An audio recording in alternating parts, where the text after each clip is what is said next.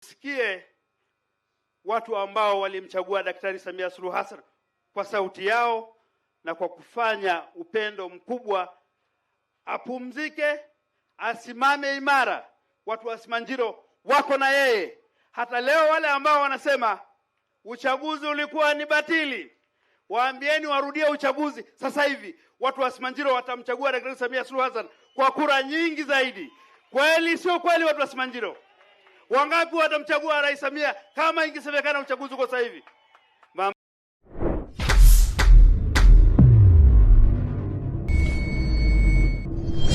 Mheshimiwa Waziri Mkuu, naomba nikumbushe, chini ya uongozi wa Rais Samia Suluhu Hassan na marehemu Daktari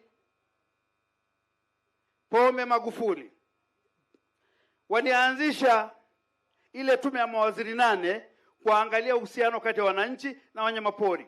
Mimi napenda wanyamapori, lakini wananchi wetu hawatakiwi wataabike sana kwa sababu ya haya maeneo. Kuna namna ambavyo tunaweza sisi kama serikali kukaa nao na kupatanisha, na mimi niko tayari kama mbunge kusaidia hilo ili liwezekane kufanikiwa na wananchi wetu wapate haki ya kupata ardhi yao na wanyamapori pia wapate, kwa sababu mimi napenda utalii. Utalii unaingiza fedha nyingi Tanzania ili tuweze kuhudumia watu wote. Mheshimiwa Waziri Mkuu, mimi naomba sasa, kwa hatua hii najua hutafika Mererani. Jimbo hili ni sehemu ya madini ya kipekee duniani yanaitwa ya Tanzanite.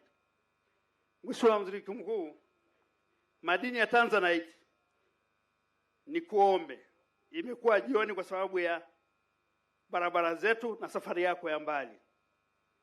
Ninaomba kama mbunge utupe sikio wako moja, masaa machache ya kufika pale Mererani.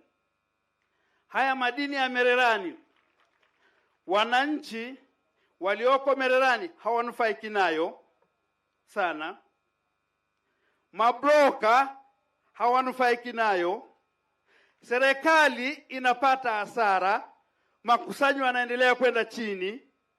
Mimi kama sehemu ya serikali na sehemu ya wananchi, inaniuma kwamba madini haya yanatoka Simanjiro, yanatoka Tanzania, halafu hayamnufaishi Mtanzania, hayawanufaishi watu wanaozunguka Mererani.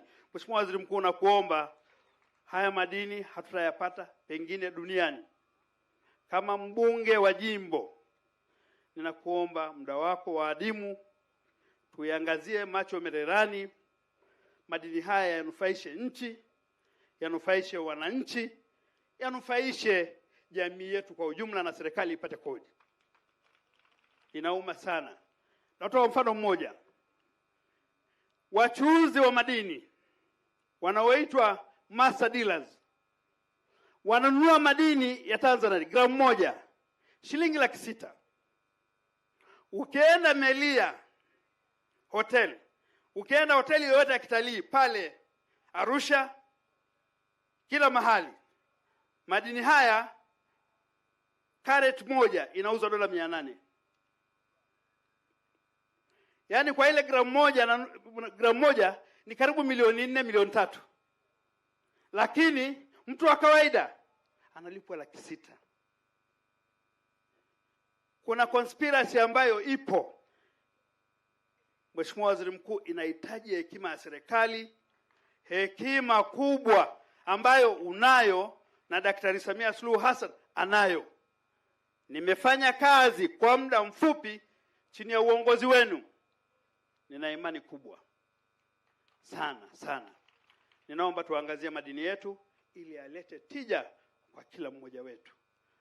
Mheshimiwa Waziri Mkuu, naomba niwasilishe hayo kwa machache, lakini Mheshimiwa Waziri Mkuu, kwa sababu tunaangaliwa na Tanzania yote, ungepata dakika 2 tu usikie watu ambao walimchagua Daktari Samia Suluhu Hassan kwa sauti yao na kwa kufanya upendo mkubwa, apumzike, asimame imara.